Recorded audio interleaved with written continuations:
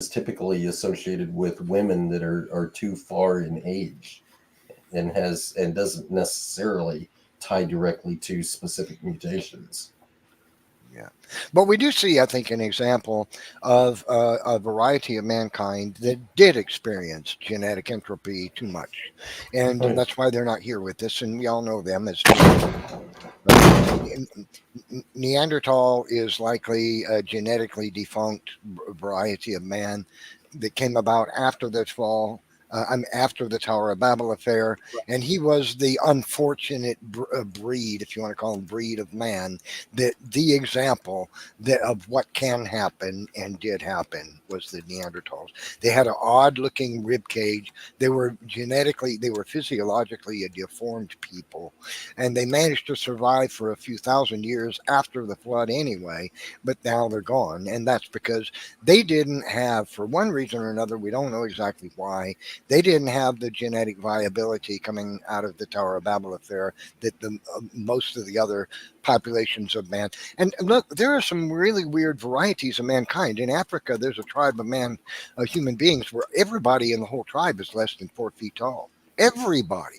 And there's Right. one like that in Asia too. So, these legends of Menahunis the Hawaiians have and leprechauns and all, people say, oh, there's no truth in that. Well, I don't believe that leprechauns had a pot of gold and at the end of a rainbow and all that. But are these legends distortions because man knew that after the Tower of Babel affair, there were minute, diminutive varieties of man after? Right. Absolutely plausible.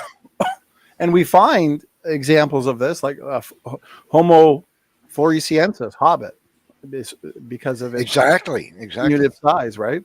Luzonensis is another one. Naledi, got a whole presentation on Naledi Homo here, erectus, for all we know. right? And so Neanderthal, they've discovered, was the most inbred people group on the planet. Their runs of homozygosity, they just have these massive stretches of identical letters. And that's what you're going to get with inbreeding over long periods of time, isolation. And they're 40% less fit than modern humans, but at the same time, they were superior than us in many ways too. Their eyesight, they were extremely robust, muscular, bigger brains. Yeah, because they were closer to the flood. So basically, they were a people group that in many ways were superior to us because they're closer to the flood. But after the Tower of Babel dispersal, as you said, Neff, you're completely right. They became isolated across Eurasia, and the cold glacial environment resulted in a lot of stress, inbreeding, mutations come into the forefront. But notice this. This is Chris Stringer. He's a professor in paleoanthropology, if I'm not mistaken. He's not a young Earth creationist. And he's pointed out that isolation can result in some really interesting, what he calls evolutionary experiments, where you basically get these primitive features.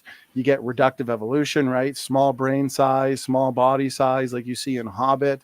And so I think there's a lot of truth in what you're saying, Neff, that after Babel, these people groups spread out. Some get isolated on islands, like the island of Luzon and Flores. And what happens is reductive evolution, these anomalous features. And the evolutionists want to say that these features make them primitive, or they're basal, they're pre-human. No, they're fully human, but these are humans that became isolated, inbred, and genetically degenerate, unfortunately. So you nailed it, Neff. Yeah. Hey, if you guys don't mind, this is a wonderful discussion, and I've got to admit, I'm fascinated by your placing these things around the flood and stuff. I do too. It's a common belief. I'm glad we all share. But I've got an interesting proposal here to present to you guys really quick. That Sure. I believe that we've had a slam dunk against evolution for a decade, and we've failed to use it because it's hidden, and we haven't looked into the numbers. We haven't done the math, if I could put it that way. And to put it in a nutshell, it's this.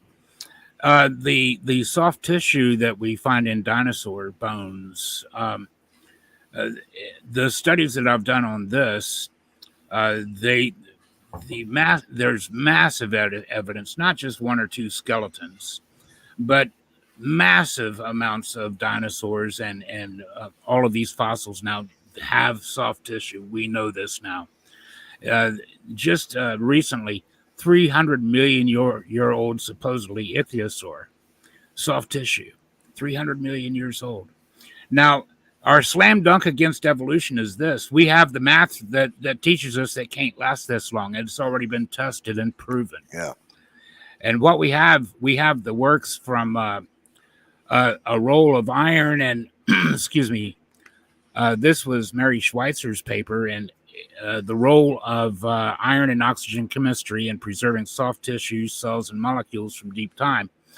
Now, if you go down and you read first in the abstract, you'll see an admission that this is no new thing, and they've been finding soft tissue in these bones, they know, for the last, ever since the 1960s. Now, if that's true, and I see no reason why it's not, that means that this has been kept from us for half a decade. And why would they keep that from us for half a decade and the news not just come out until like 2005 or so? But then we have the mathematics here. They actually did the testing to try to see. The first thing that happened was people were ridiculing Ms. Schweitzer and her boss, Horner. Jack Horner was like the predominant paleontologist at the time, and she worked for him. And he was under fire as an atheist and an evolutionist. Young tissue, they're asking, impossible. And so the first papers they began to write was proving that this really was soft tissue. They were accused of it was biofilm. They were accused of not knowing the difference between soft tissues, biological tissues, and biofilm. They found blood vessels, cells, all kinds of stuff. But at any rate, the first thing they did was test it repeatedly to make sure that's what it was. And this is how Mary Schweitzer earned her PhD, as a matter of fact, by proving that, yes, this is indeed soft tissue. They said this can't even last 1 million years old, but there it is. Now, if you look at her test, then she did test to see how long these things can be preserved, various proteins. And she used the hemoglobin of an ostrich to try to see how long they were able to preserve the stability. And they were able to increase the stability by 200-fold. Now, everybody knows how half-lives work. We have actual numbers to work with here then. Now, bear with me for just 1 minute. I'm almost done. So if you take the half-life of collagen, for instance, collagen was one of the things they found. Now, there's different types of collagen. Let's avoid the blood collagen. That's only got a half-life of 60 or 70 days. Let's avoid the skin collagen with only a half-life of 15 years. Let's go to the collagen they find in cartilage to give it the longest possible 117-year half-life. So after 10 half-lives, we know there should be basically nothing there to work with. That's why we only carbon date things up to 50 or 60,000 years old.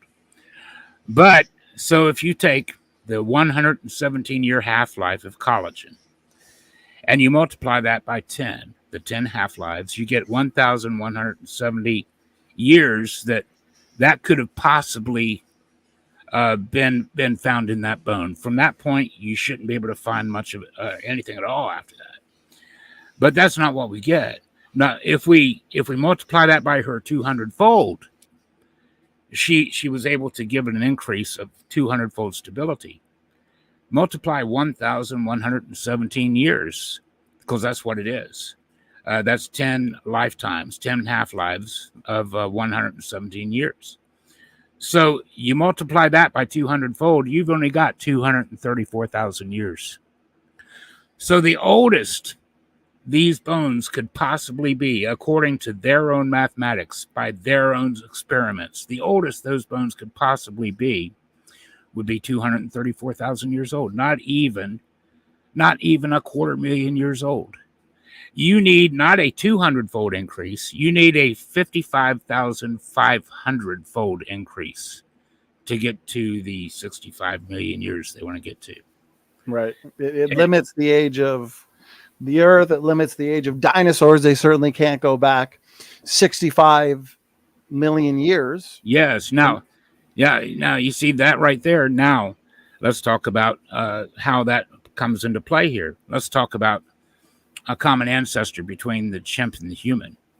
How are we going to evolve the chimp and the human in 234,000 years? That's not going to happen. How Impossible.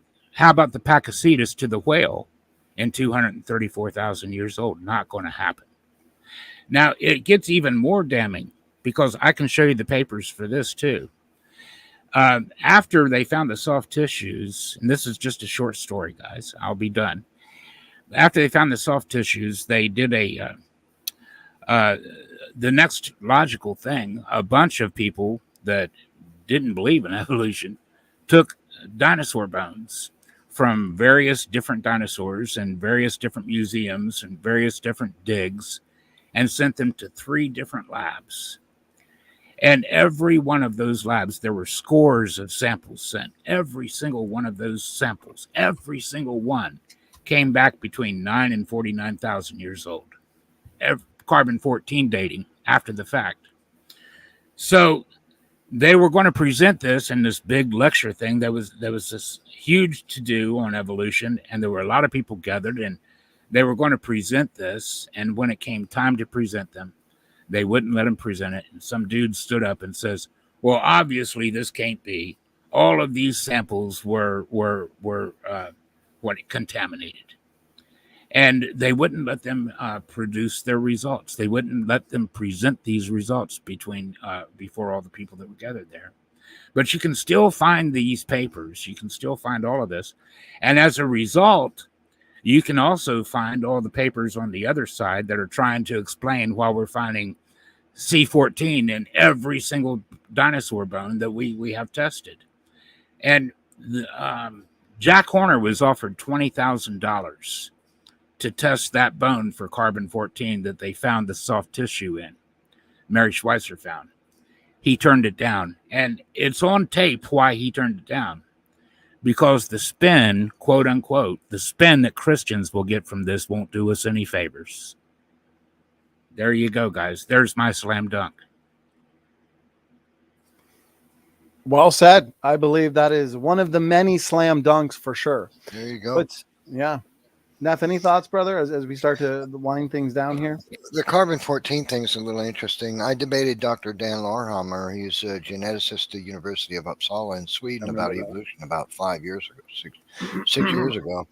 And I mentioned carbon-14 found in dinosaur bones, and he said, well, I mean, you have to be able to show that the carbon-14 didn't get, it wasn't intrusive. It didn't get added to the bones by, rainwater passing through the geologic column. And you know what? I have to admit, he stumped me a little bit when he said that, because I thought to myself, you know what? That's a plausible explanation. How do you eliminate water putting the carbon-14 into the bones over time? If they became a fossil, after all, then fossilization requires the input of water with the correct minerals. Couldn't it have brought the carbon-14 with it? So I'm not so sure that the carbon-14 thing is a great argument against creation. However, what this does show, though, is that the bones can't be millions of years old, though. It still shows that. That's the thing. What about diamonds, though? I just want to ask Neff a question. Would that same argument work against diamonds? Because aren't they resistant to any kind of outside or external contamination? Yeah, diamonds is a whole other thing. Diamonds are carbon-12, which is a bigger atom than carbon-14.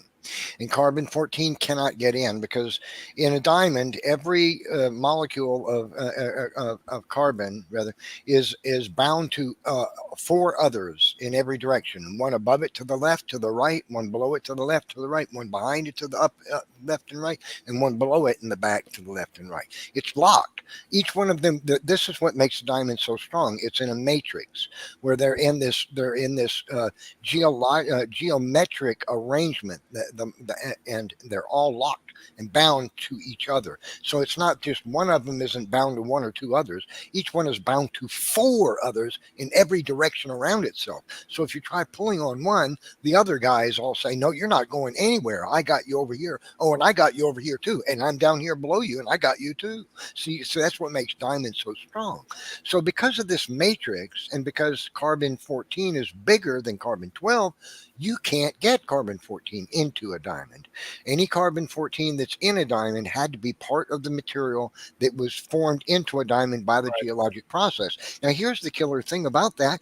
That proves that the geological processes that created that diamond happened less time ago than it takes for the carbon-14 to have all decayed out of the diamond. Right. In other words, the catastrophic geological forces in the crust of the Earth by plate tectonics, that was a product of the flood, and it only occurred thousands of years ago because you can't get the carbon-14 into the carbon-14 would have decayed if the flood of Noah took place 10,000 years ago. There wouldn't be this carbon-14, or 20,000 years ago, no carbon-14 would be in the diamond. See, but because the carbon-14 is still there, this proves the geological processes, the uniformitarianist idea of geology is false. Amen. Because the catastrophic geological forces in the earth that may squeeze that material, made it into a diamond, happened only thousands of years ago because carbon-14 is still in the diamond. See? You know, before we wrap up, there is something I would offer as an argument against his question about C14 seeping in and out. If you're going to accept that's true in every case here, because if we look at the dozens and dozens and dozens of samples that have all come back with carbon-14 in these dinosaur bones. If you're going to damn them all with that line, then you've got to say the entire radiometric system is unreliable, because there's nothing guaranteeing that anything will not leach in or leach out of any particular sample of rock. So they're damning their own radiometric system by doing this. They're saying our system is unreliable. So if they want to say that's unreliable, we can't trust any of it. Well, here's the thing. I want to make this point because so many great points. If carbon decays so quickly that, let's say, every single atom in the universe was made of carbon, it would all decay within, let's say, 500,000 years. Give them 1,000,000 years. Who cares? Diamonds are supposedly billions of years old. They're found deep within the earth. They're resistant to contamination. They're shielded from cosmic ray bombardment in the atmosphere. And yet we find not just trace amounts, because I've heard a lot of evolutionists say, oh, well, it's just trace amounts. No, we find high amounts above a normal detectable limit. And Dr. Andrew Snelling, he pointed out that these results were actually confirmed by scientists in the conventional literature using their own radiocarbon lab. And they used 8 diamonds, and they yielded radiocarbon ages of just thousands of years old. Should not be the case if these are billions of years old. Exactly. The diamond can't be a 1.1 billion years old or whatever. It's impossible. It's still got the carbon-14 in it. That's right. Doctor, you're right. Like, if there was a ball of carbon-14 the mass of the Earth, it would all be gone in 1 million years.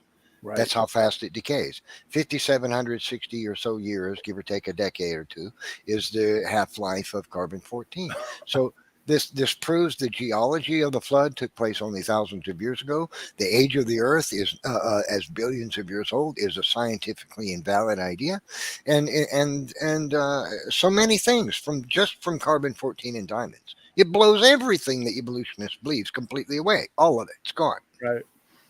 And these are preclusionary data points. They're not agnostic. Evolutionists love to focus on agnostic lines of evidence, homology, right? Nested hierarchies, interesting mosaics, whatever. These are data points that only the young Earth creationist model can explain. C14 in diamonds, dinosaur soft tissue, genetic degeneration with the accumulation of low impact slightly deleterious mutations. That puts shelf lives on genomes. If species cannot persist for millions of years into the future because of mutation accumulation, they could not have persisted for millions of years from the past. It's just not possible. It demonstrates that biology is young, and guess what? Biology is reflected all throughout the rock strata. Isn't that right, Neff? Yeah. Going back 500 million years to 1 billion years. But since biology is young, as we know today, because of mutation accumulation, that means that the fossils The that geologic are column. dead biological organisms that are found all throughout the so-called geologic column. That means the geologic column is also Awesome. young. Awesome point. That's another exactly. See, it's a great example, Donnie. That's exactly another thing. The very existence of that it just blows their whole uniformitarianist ideas about the age of strata in the Earth, the geologic column. It's all blown out of the water by this. It's blown out of the water by the carbon-14 in diamonds. Uniformitarianism is just as much a myth as evolutionism. They go hand in hand. You got to have the millions of years for the life to have evolved. You can't have the life evolving without millions of years. They're linked to each other and they're necessary, one for the other, right? And Yes. they're both false. They're linked, right? Yeah. Mhm. And because a lot of evolutionists will say, well, how does genetic entropy, which demonstrates biology is young, how does that demonstrate that the Earth is young? Because you find biology all throughout the Earth rock strata.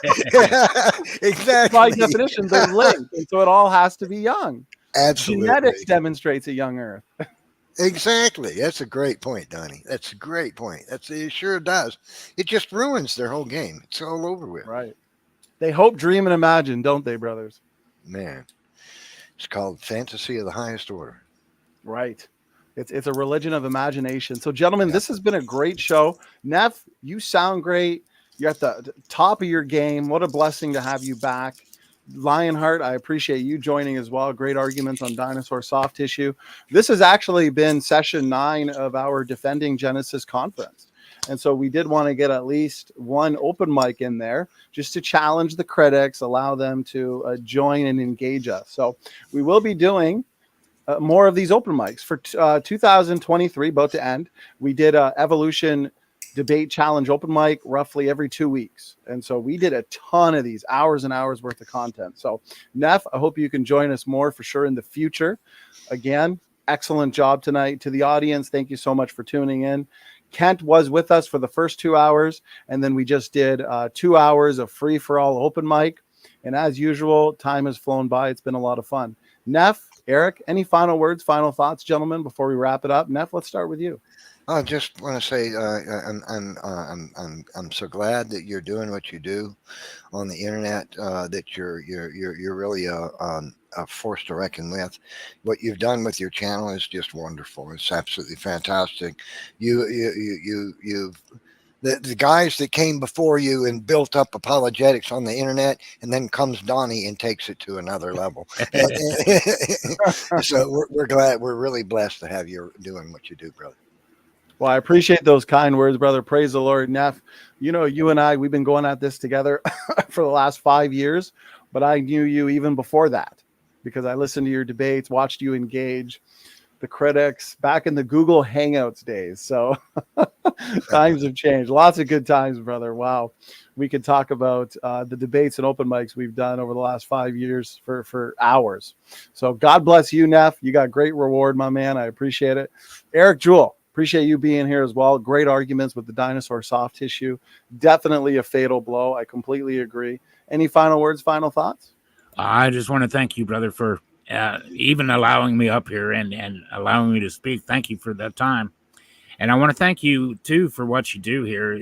We don't have enough people meeting this thing head on, and I'm thankful for all of you guys. I really enjoyed listening to all of the arguments and all of everything that was brought forth. And I hope that sometime down the road, maybe I can become a part of some of these debates. I would really enjoy that. I would love that. Absolutely. So, thank you. That's all I want to say. And God bless everybody here. I love you all, man. Thank you very much. Awesome. God bless. Awesome. Great final words, Eric. Hopefully you can join us in the future as well. You know, the audience knows we're doing frequent open mics and not even always on creation evolution. Sometimes a little soteriology will get in there. So feel free to join that one as well, especially you too, Neff. So, okay, gentlemen, excellent show. I had a lot of fun with this. To the audience, this was session 9 of our 2023 Defending Genesis conference. We have one more session to go, that being 10 sessions. We're wrapping things up as we move into December for a solid. We want to end the year with a bang. So we do have some interesting debates for you in December. So with that, God bless. Standing for Truth is out.